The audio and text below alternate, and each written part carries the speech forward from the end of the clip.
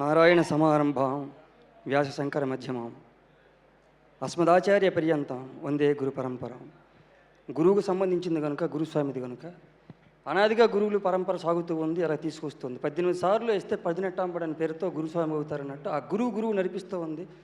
ఆ గురుతర బాధ్యత తీసుకుని ముందుకు నడిపించకపోతే ఈరోజు మనకి వేదికలు లేవు, వినియోగాలు లేవు, వినోదాలు లేవు, విద్య లేదు.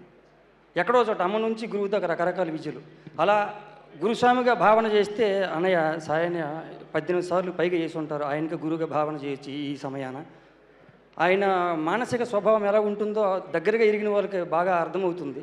నా బోటి వాడు వచ్చేదో వేషం చేస్తుంటే చేసి వెళ్ళిపోతూ ఉంటే శివసార దగ్గర తీసుకొచ్చి మనోడు పద్యం పాడతాడు, ఇప్పుడు విన్నారా అని ఇలా ఏ మనిషిలోని ఏదన్నా ఉంటే తీసుకెళ్ళి పరిచయం చేసి మనం చేస్తూ ఉంటే ఆయన లేకపోతే ఆయన పిల్లలు చేస్తుంటే మనం అలా మురిసిపోయి ముసిముసి నవ్వులు అవుతూ ఉన్నట్టు ఆయన అక్కడెక్కడో ఉండి మురిసిపోతూ ఉండే సుగుణం ఆయనది.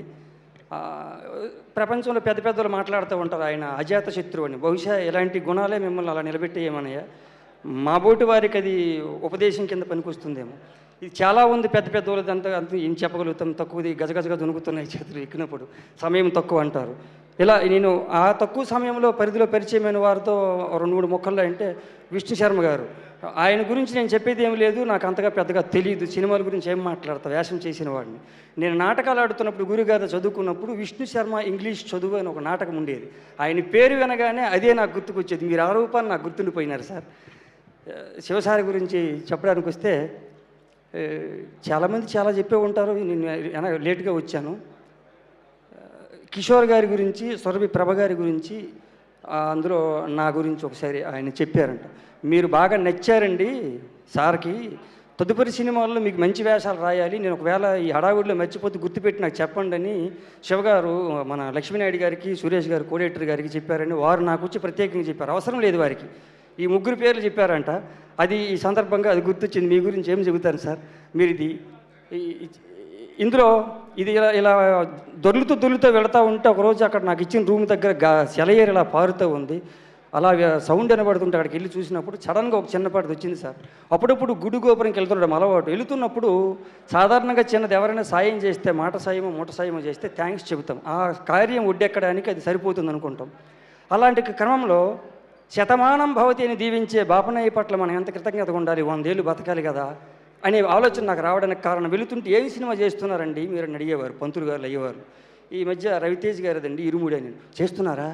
ఆయనకి సరే ఇది ప్రస్తుతమో అప్రస్తుతమో కాకపోతే ఎక్కువ సినిమాల్లో మేము చూసిన తర్వాత ఆయనకి వైవిధ్యమైన సినిమాలు మేము మిస్ అయిపోయామండి. మొన్న పూజా కార్యక్రమానికి వెళ్ళినప్పుడు చెబుదామనుకుని సాహసించాను, కానీ వేళ కుదరలేదని పంతులు గారని, మీకు కుదిరితే నా తరపున చెప్పండి అన్నారు. సరేనండి అన్నాను. అది నాకు గుర్తుకొచ్చి అక్కడ కూర్చున్నాను సార్. పక్కన ఇంకో పంతులు గారు అన్నారు, వారు ప్రయోగాలు చేశారు, నాకు ఆటోగ్రాఫ్ సీట్ ఎమోల్స్ లాంటిది కుదరలేదు, అందుకే మళ్ళీ యథావిధిగా జనంకి నచ్చే సినిమాల్లోకి వచ్చారు, మేబీ ఈ సినిమా కొత్తగా చూస్తున్నాం అంటున్నారు, చూద్దామని ఆ పంతులు గారు ఇంకొక ఆయనకి సమాధానం చెప్పారు. ఇవన్నీ గుర్తొచ్చి ఆ సెలయేరు దగ్గర కూర్చున్నప్పుడు సార్ గొంతు ఎంతవరకు పెగులుతుందో తెలియదు, దీనికి యతి ప్రాస భావం ఏమి తెలియదు, రాగము తెలియదు. అలా కొన్ని పదాలు జమ అయినప్పుడు ఒక ఊహాగానంతో వచ్చిన చిన్న పదం ఒకటి వెళ్ళింది. అది అనే ప్రయత్నం చేసి ముగిస్తాను సార్. వారి గురించి పెద్దలు అన్నప్పుడు ఎలా ఉంటుంది, ఎలా ఉండబోతుంది, ఏ అయ్యవారి ఆశీర్వచనం ఎలా ఫలిస్తుందో అని ఆ ఆలోచన దొంతలో పుట్టింది. రవితేజమలరగా